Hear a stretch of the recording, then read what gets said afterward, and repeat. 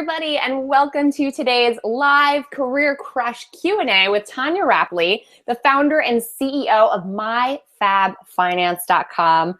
I'm Emilie Aries, the founder and CEO of Bossed Up, and it's my pleasure to welcome you into today's discussion. This is part of our weekly series in which I get to highlight and chat with and basically hang out with incredible women with amazing careers.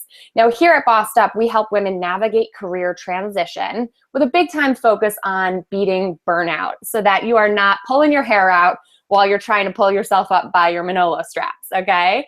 That's sort of the theme of today's discussion with this incredible guest, Tonya, who's based in New York City, who's got a really cool story to tell about how she made the leap into her own startup and some of the incredible programs that she's offering now to help other women do the same. Now, one quick housekeeping note, you can chat with us live throughout this broadcast and afterwards on Twitter and Instagram, I should say. You can reach Tonya at My Fab Finance on Twitter and Instagram and everything, really. And then you can chat with me at bossedup.org. That's bossedup.org. We'll be taking your questions live throughout this discussion, and we're so glad to have you on board to spend a little bit of time today figuring out not only how we have sort of leveraged our desire to craft a career that we love and a career that feels happy, healthy, and sustainable over the long term, but also how you can do the same. So without further ado, I want to welcome in Tonya. Tonya, thank you so much for being here. Thank you so much for having me. Thank you. My pleasure. I'm glad you made time for us. I know you're a very busy woman these days. Why don't you give us a quick rundown, because I'm not one to read a formal bio to anybody. Why don't you give us a quick rundown of who you are and what My Fab Finance is all about? Absolutely. My name is Tonya Rapley. As you said, I don't want to mess your name up. I was going to ask you that too. Emilie Aries, that's all good. Emilie, I thought it was. I was like, let me not mess it up. So I'm the founder of My Fab Finance, and I started My Fab Finance in 2013 when I realized that I needed to improve my own financial situation. During college, I was in a relationship that was physically, emotionally, and financially abusive. And I left the relationship, and thank goodness I, had my life and all my potential and everything intact, but my finances were in shambles. And so I brushed them under the rug as long as I could. And then it came to the point where I wanted to get my own place in New York City. And I couldn't because my credit was in shambles. And during that time, I was also working with low-income women at the YWCA of Brooklyn. And I just realized what happens when you do not plan for your financial future. These were women who were lawyers, doctors, attorneys, dancers. Like, they were these remarkable women in their 20s, 30s, 40s, 50s, and they retired in an SRO, which is essentially a dorm room for older individuals. So they were sharing bathrooms and kitchens at 65, 70 years old. And I was like, that's not what I want for my retirement. Like, my retirement looks way different from that. I'm cruising around the world on a boat and taking any endless vacations. And so I realized it required financial planning on my part. So I started My Fab Finance to address some of the issues that I needed to untangle before I began investing and really planning for my retirement and going full force with that. And My Fab Finance kind of started out as a hobby. It was my accountability partner. And then all of a sudden, people were sharing and sharing and sharing on social media profiles and social media sites. And I would say the big break kind of happened when Black Enterprise deemed me the new face of wealth building in 2014. And I was like, oh shit, oh my God, I have something here. Yes. And so that's when I was like, wait a minute, let's do this. And so I made it a goal last year, 2015, the beginning of 2015. I said, I want to work for myself full time. I want to do this. I've been doing nonprofit work and change agent work. I love it, but I want to change lives in my own terms.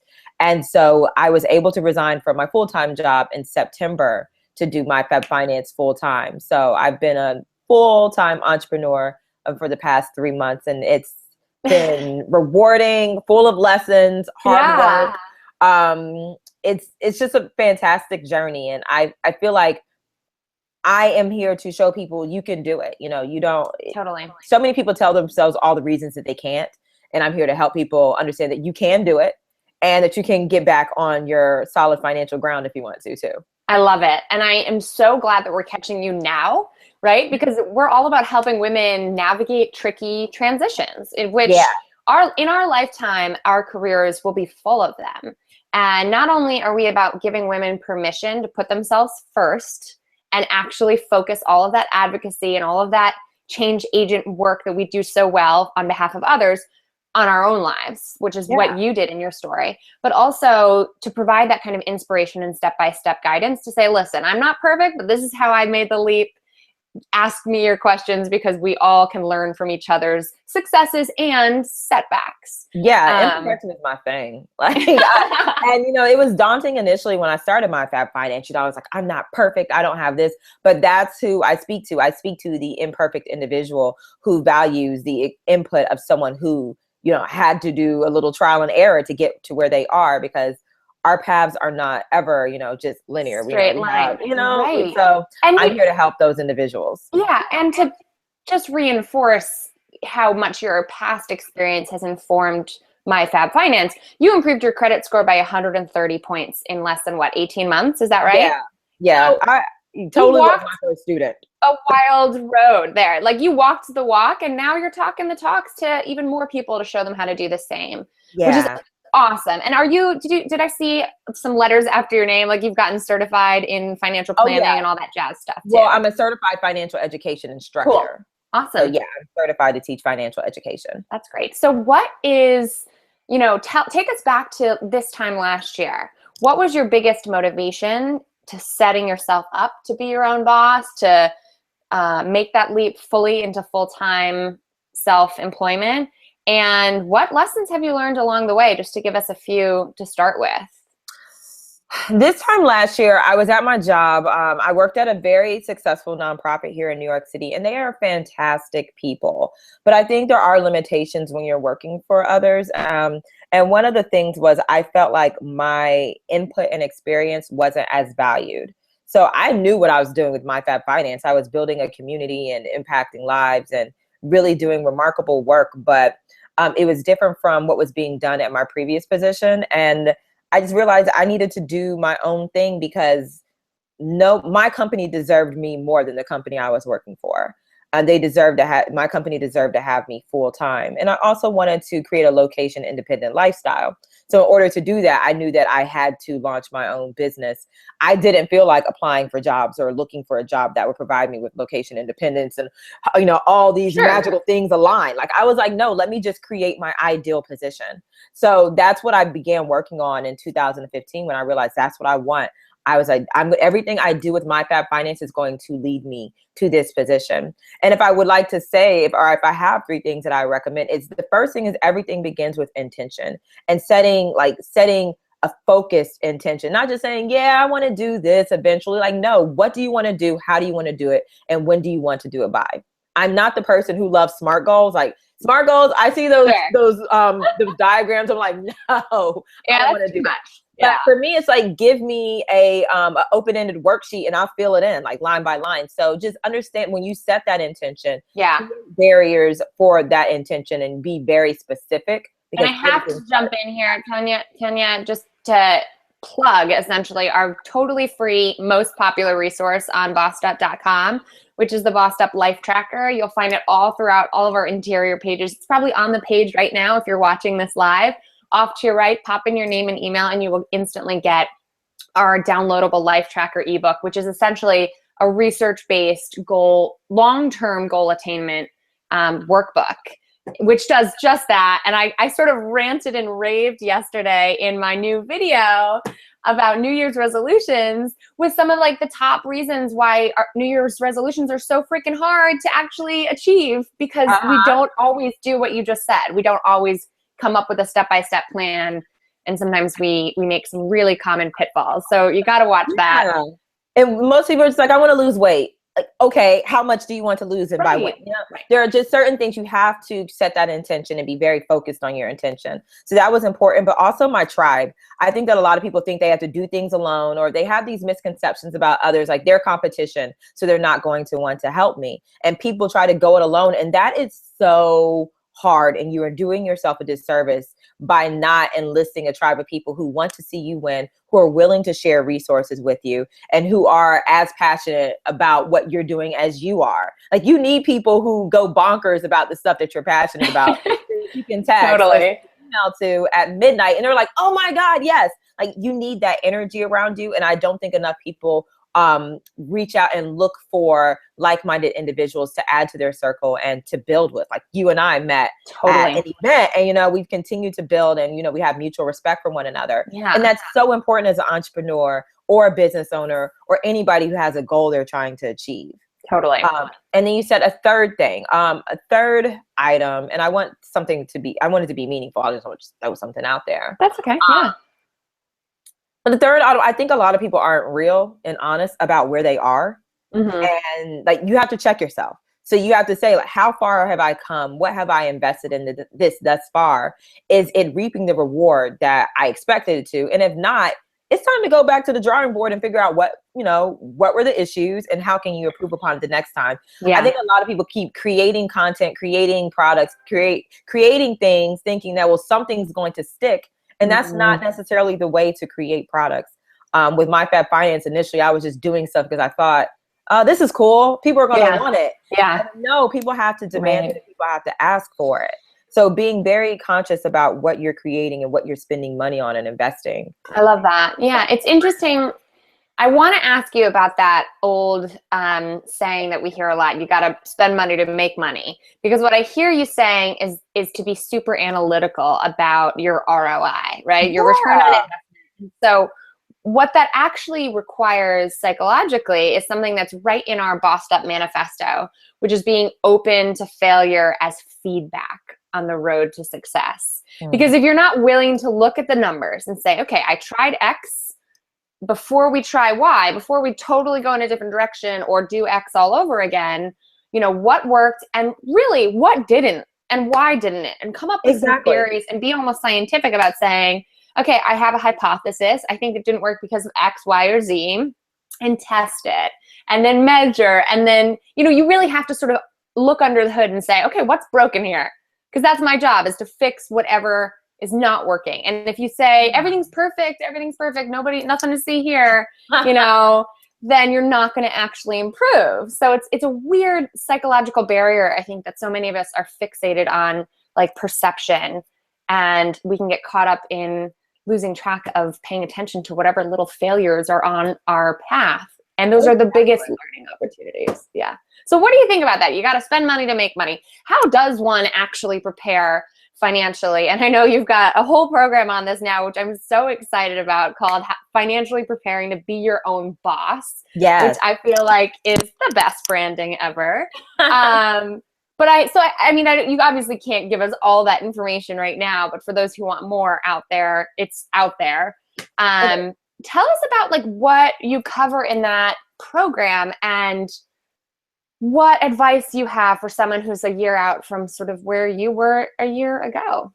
Well, I do want to go back to what you said about, you know, being open to feedback and being open to failure and learning from your less popular products. Financially Preparing to Be Your Own Boss was actually developed back in August. Me and my fiance set up a screen in our apartment and we shot the videos, and I was like, yeah, this is going out. But I ended up sending it to a test audience of individuals. So I ended up sending it to about 20 people for free in exchange for their feedback and a testimonial on the product. Cool. And I got back incredible feedback to the point where I decided to not sell that version of it. We shot it all over again. I made it a 3-part course and included 3 workbooks, and like totally bossed it up, like totally changed the program as a result of their feedback, because it was so important for me to deliver a quality product. But a lot of people don't want to put things out there for criticism. You have to be open for criticism and critique to put the best product out there possible. But you also can't be scared to push that button and say, okay, this is done. It's going out and I can improve on it as we go, you know? Oh my gosh. So, so it's never done, right? It's never, my website, never done. Things are never done. So that's something I learned with doing that program. But Financially Preparing to Be Your Own Boss is my baby. Like, I am just so proud of that course because it's everything I learned as I transitioned to working for myself. I enlisted coaches. I believe in investing in myself and investing in coaches. And I had 2 coaches that helped me with that transition, but there were different components of it. And I didn't have anyone, of course, I mean, I'm a financial educator. Right. So it's up to me to financially prepare for myself. But I realized there was a void because a lot of people were helping people set up their products, set up their websites, set up their business, price themselves, but they weren't telling them this is what you need to do with your finances to prepare for this transition. Yeah. They help them with the mentality, but not the financial aspects. So financially preparing to be your own boss essentially helps people plan their quit the financially responsible way. I walk through creating your quit budget, your quit fund, how much you need in it, ways to pull additional money into that budget if your budget is already constrained. That's great. The revenue plan, because I don't think anyone should leave their job without having multiple streams of income. So I talk about how you can create multiple streams of income. We talk about healthcare, because for me, that was a fear. Like, I've never been uninsured in my adult life. So I was like, oh my gosh, I don't have job insurance. What am I going to do? So I talk about how you obtain that. Thanks, I talk about Obama. I have to say, my former life was in politics. So I worked as an organizer and advocate behind the health reform legislation back in 2009, way back when now. And when I started Bossed Up, because of the health reform legislation, I was still able to be on my parents' insurance until that January. That January, I had quit my other full-time job. And had health reform not been passed, I wouldn't even have an option for coverage. So it was just like wildly universal alignment to be like, yes, Emilie, you can be insured now. Go start your business. It's amazing. You're covered. You know? Yeah, right? Exactly. I am, because I have Obamacare. Like, yeah, I was able to get health insurance through that. And it's just, a lot of people, they don't understand it. So I break it down. Great. I have a tax checklist, break down how to file your taxes. So we cover planning your quit, managing your finances after the quit, and then ensuring your financial success. So how to pay yourself a salary and separate the incomes, totally, etc. So that's great. I feel like those are all lessons that could be learned a lot harder. Like there are really hard ways to learn those lessons. Speaking from experience, the first year I was a contractor, meaning I had a full-time job still, but I was taking clients on the side, and I was basically starting my own business. I didn't know anything about saving, squirreling money away, and filing quarterly taxes. So I thought I was fine, and I was making a lot of money, and I was spending a lot of money, which I don't also recommend in retrospect. But I was sort of flabbergasted and caught off guard when I got a huge 5-digit tax bill at tax season. And that was entrepreneurship lesson number 1 that smacked me across the face with reality. So, pay those taxes. Like, if anything, pay those taxes. Right. And there's so many easier ways to learn those lessons than how some of us have, I highly recommend. That's great. I have current entrepreneurs who are like, I want to take the course because I didn't do it the responsible way. I just want to figure out. So and it's for anyone who plans to leave their job if they've already left their job, if they plan to do it within the next 1 to 2 years. So I'm working on a whole series of financially preparing courses. Yeah, of course. I've tried a few things. I'm getting married in a month. I was just going to ask. So I wanted to actually go back to that, because one of the other big core principles behind Bossed Up is that work, love, and wellness are very much connected. And this isn't just my strong opinion. This is also backed up by a growing body of research that shows, happier, healthier people are harder working, more productive, more engaged at work, and more sustainable over the long haul. So I got stuck in the martyrdom mindset, something I call the martyrdom mindset of saying, I need to bow down to my work. I need to sacrifice for my work. I need to put myself last in order to be a great contributor to the cause, to the campaign, to the whatever, to the organization. And that doesn't help anybody. And that also leads to really troublesome, I think, patterns in our personal lives. And I forgot completely about your story, how we share the fact that I was also in a really toxic, unhealthy, manipulative relationship. And it's so easy for brilliant women to get caught up trying to take care of everyone else around us. Yes. So I want to ask you, what connections do you feel exist in your life between, Tonya the person and Tonya the founder of My Fab Finance? How do you, I don't want to say how do you do it all, because that question is boring and old, but how do you take care of yourself, and how do you feel like that connects to your work? Absolutely, because owning a business or building a business, or just a woman who is committed to her career, like it can kick your ass. Like it really can. And you wake up and you're like, I don't even know why I do this. I hate it. I'm exhausted.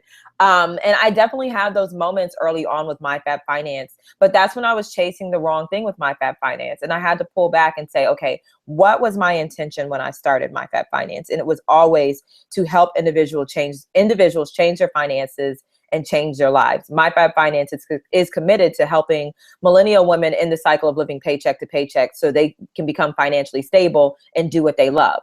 And so whether it is starting a business, whether it's traveling, whether it is, whatever it may be, I want them to do what they love, because there's too many people who aren't doing what they love. But also in building a business that supports people to do that, you have to create barriers. You have to have a partner that kind of checks in and is okay with checking in a loving way. So I lucked up when I got my fiance, because I didn't even know. We've been together for 5 years. My Fab Finance is 3 years old. So when he met me, I had like an online vintage clothing store. My life was completely different. I was working at the YWCA, but he is someone who is not threatened by my success. And he doesn't want me to dim my light to be with him. Oh my God, yes. Yeah, at my bridal shower, my best friend said that. And I was like, she's so right. Like my fiance is completely comfortable with having a woman who is kicking ass and supporting me. Right. And he's doing his own thing in his own regard, and he's on his own journey. But that's so important. And I'm always saying, your romantic partner, whoever you decide to be with, is one of the biggest financial and professional decisions you'll make. Because if you have someone who's not willing to pick up the slack around the house, someone who's not willing to give you feedback, someone who's not jealous or envious of your progress, it's extremely, extremely difficult. And as you said, like as women, not even as women, because some men do it too, but there's some people, who, especially nonprofit people or policy people, like change agents, who tend to put everybody first. And you can see signs of someone who is not going to be beneficial to the movement early on, but we keep them around. And like I said, I got lucky with him. He's so supportive, and he's my editor. So I happened to get together with someone who's a video editor. So he shoots and edits a lot of the stuff that you see on My Fab Finance. But communication is important. Communication with him, communication with myself, being honest with myself. Me and you were talking, and you were like, hey, can you do this in New York? And I was like, nah, I can't.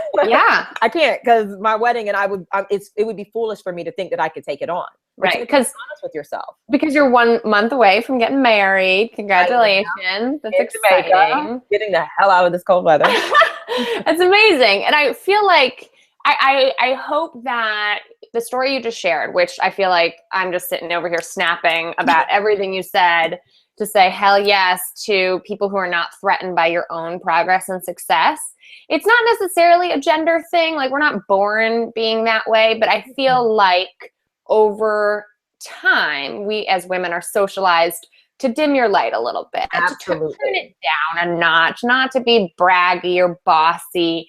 And I wrote a piece that I thought, it was the first thing I ever wrote about Bossed Up. This was back in 2013 on the Huffington Post. It's called Why I'm Sick of Hot Mess Chic. And it went a little bit viral, and I just thought that's what happened when you put a post on Huffington Post, because I had nothing to base it off of, but it was like a big splash. And all I shared was this story of my current boyfriend and how I was personally dimming my own ambition and turning down my achievements. And I was basically conditioned and used to men being threatened by success. And so I basically accidentally celebrated, yes, I kicked ass so hard at work today. This amazing thing happened. And then I was like, I shouldn't have said that in front of him. We were just starting to date. Wow. Maybe that's that was total internalized misogyny is what it's called, is what I realized later. But I mean, I was internalizing this idea, I'm just starting to see this guy. I don't want him to know how happy I am about financial success at work today, which was just mind blowing. And it caused me to have this conversation in which he was like, I think that's super hot. Not just congratulations, but I think it should be hot to be a woman who's kicking ass at work. And that's not just about attraction and sexuality, but it's about what do we as a society equate with being a good woman. So it's spawned this whole dialogue between him and I write a lot about relationships for rolereboot.org.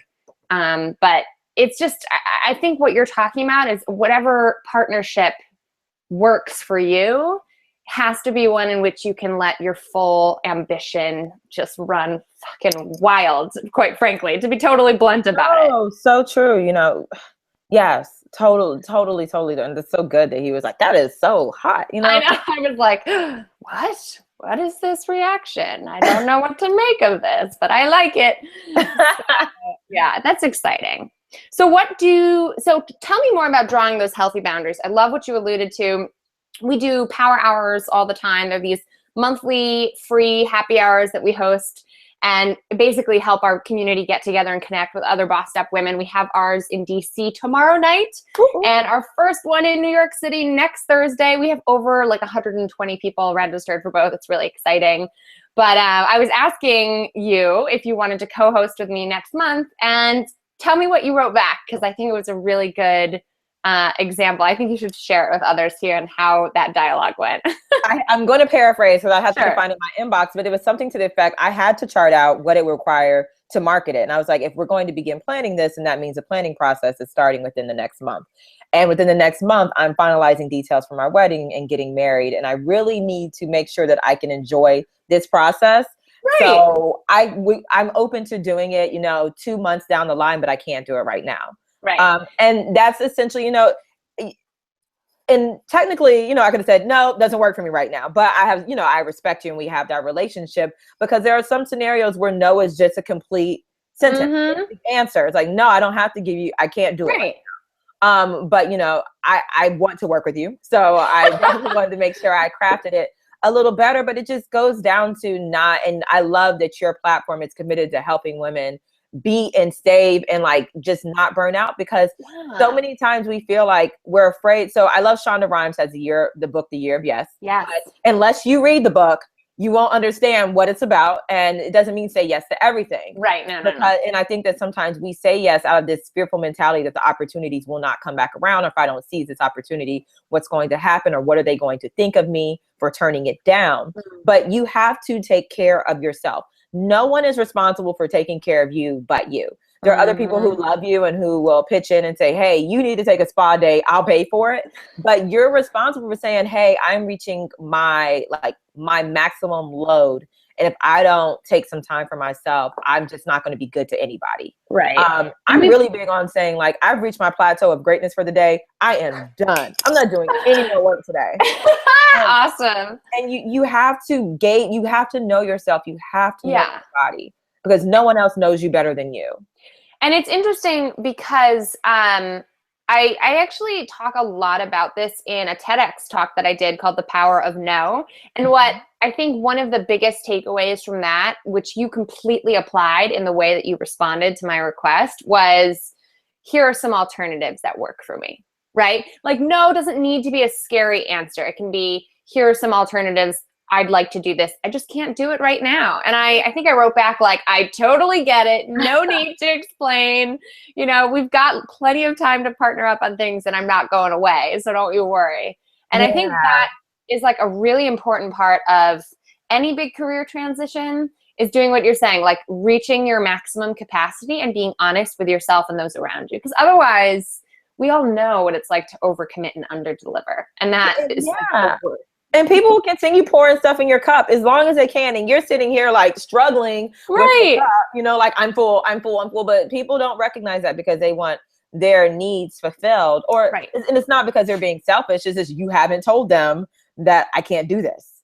Right. And it's scary when it's your boss, right? I always talk to my team members and say, I'm going to keep asking things of you until you tell me no. So tell me no. It's okay to tell me no. And maybe I need to even be more explicit about that, because every time we get a new person on the team, I want to set that norm so that people know, like, you can tell your boss no. And for those of us in day jobs that are very hierarchical and very structured, sometimes that is like, yeah, Emilie, great TED Talk, but I can't say no when my boss is asking me to do something for him or her now. And I want to actually push back on that and say, let me, the best phrase I've ever heard is, hey boss, can I talk with you about my priorities so that I can align them with yours? Because I basically am saying I need to reshuffle my priorities because I got too much on my plate. And you'd be so surprised how many people have respect for that. Yeah. I think a lot of people are afraid. And then sometimes I know I was the queen of being like, no, this is getting shifted to next week because you want this done.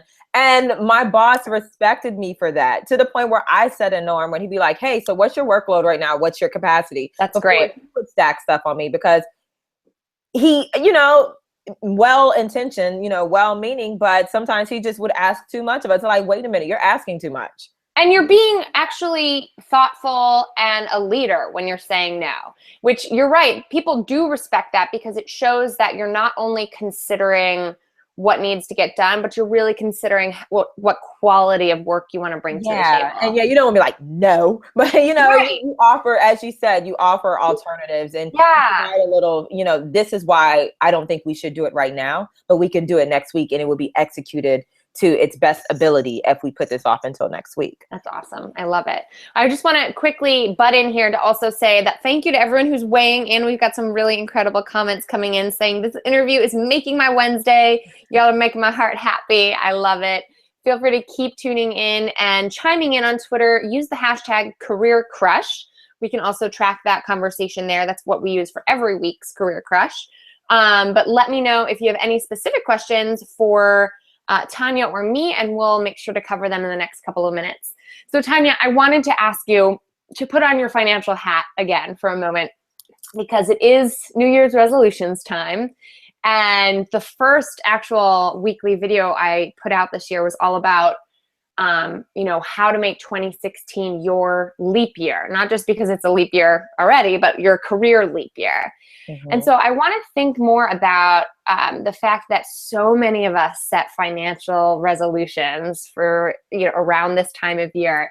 What advice do you have for those of us who want to get our financial house in order? Can you tell us more about maybe how you made that huge leap in your credit score, and what are some of the basics that we should really put on our to-do list if getting our money right is on the 2016 agenda? Yeah, absolutely. Well, the first financial advice I have is set goals for you and not for others.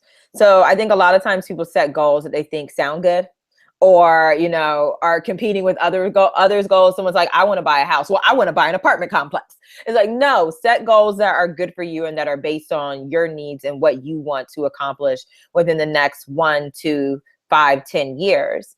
As far as particular financial goals, I think with my credit, the thing I sought out to do was to understand credit. I didn't want to hire someone for 2 reasons. One, I was too cheap to hire someone. And another reason, I really wanted to understand how credit worked, because if I didn't understand how credit worked, I'd be back in the position that I was in. So if there is anything in particular, Dominique Broadway, you had her on one of yours. I love Dominique. She has Finances Demystified. If there's anything that is confusing, work to demystify that financial topic. Dominique has great resources. She totally does. And then I have great resources on myfabfinance.com. My Start Here page is my most popular page because I list out the top 5 articles for the particular category. Awesome. So cool. A lot of people enjoy that. Another thing is determine if you have a money management or an income issue. For some people, they're just not making enough money, period. And if you're not making enough money, it's going to be really difficult to help you accomplish your financial goals because you're barely making ends meet. And we can subtract, but then there comes a point where we can't subtract enough if you're not making enough. So determine if it's a money management issue or an income issue. And then if it's an income issue, you need to get what you're worth. You need to be earning what you're worth. And I think a lot of people are afraid of that. And I've seen it professionally when I was able to get upwards of a $15,000 raise. And then other people who worked with me weren't getting raises because they were afraid to ask for them. So if you want to get ahead financially, you need to earn what you're worth. A lot of people want to spend what they think they're worth, or they're not willing to ask.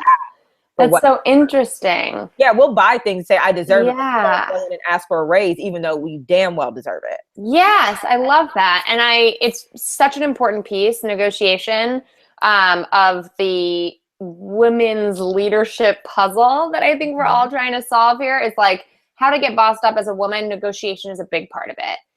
huge part. Huge part. And it's something that nobody really teaches us, which is why it is so integral to our Bossed Up Bootcamp program, our weekend-long retreat for women navigating career transition, which sadly just got snowed out in DC this weekend. Wah, wah. But we have another one coming up next month at the end of February on the 26th and 27th. And at every one of these, we have a hyper interactive negotiation simulation. And I should also say that for those of you in New York, we're teaming up with the founders of a new company based in New York City called Ask For It, which does incredible work helping women really break down negotiation and practice negotiation simulations at our Bossed Up Power Hour next Thursday. So the 28th in New York City, totally free power hour with Bossed Up and the incredible founders of Ask For It, all about negotiation. So there's really good resources out there. It's just something you got to add to your extracurriculars. Emilie, please make sure you share that with me. I would love to share that with my audience. Definitely, I will. Absolutely. And then the last one I would say is create a real savings account. I think that a lot of people are playing around with their savings account. People are prioritizing paying off debt, and I definitely understand in credit, but your savings account is like your saving grace, because if you were to lose that job, say you paid off all your debt, but you lose your job and you don't have any money in savings. So you're going to go back in debt, or those credits, that line of credit is no longer available to you. It's important to have your savings account, because that is what helps people not live paycheck to paycheck. So that when life's emergencies occur, you're able to cover them with the money you have in your savings account. My savings account has been critical in financially preparing to be your own boss. I talk about building your savings account. And one of the things is, I am so comfortable in my business because I have that money in savings. I haven't had to use it because the business has been profitable. But if I come, like my wedding is next month, if I reach a point where I'm like, I didn't do as much work this month because of the wedding, I would have money in savings to cover my overhead if I needed it. And that is so much security in that. You operate with a clear peace of mind, because you know that you're covered regardless. And that's important with saving in general. You don't have to worry about what happens if I walk into this office and they're doing layoffs today, because you have money saved up. So it's so important for people to make sure they're taking care of themselves and putting money aside in their savings accounts this year.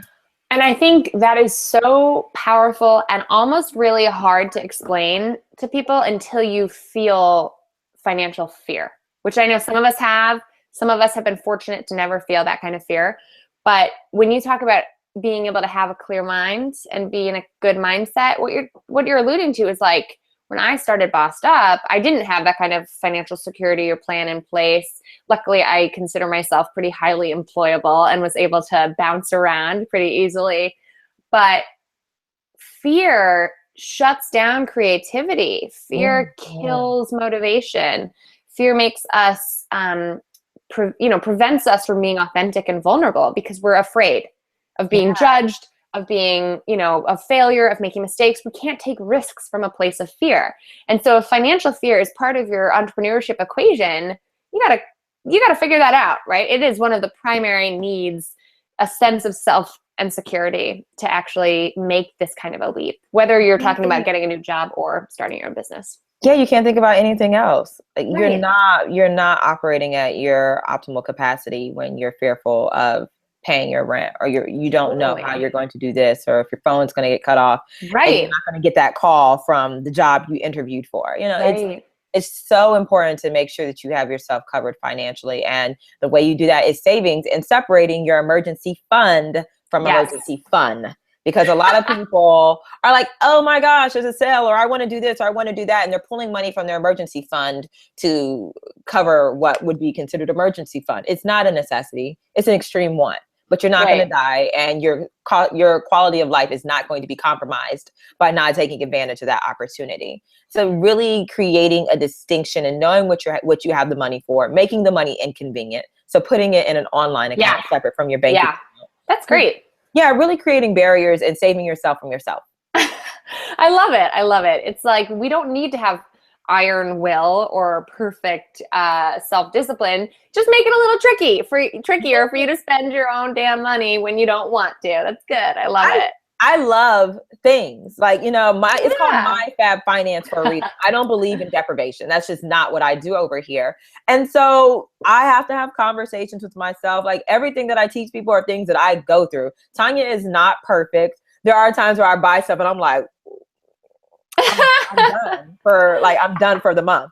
But it's really important to be mindful of your spending. And as you said, to make it a little trickier to spend your money, because marketing companies, I think it is $15 billion is spent every year marketing to us. And that's a lot of money and energy being spent on compromising our financial stability. So make it tricky for them to get to you. That's really, really good advice. And I feel like it's obvious by now, if you haven't figured it out already, that Tonya's site, myfabfinance.com, is full of nuggets and jewels of information just like this incredible chat.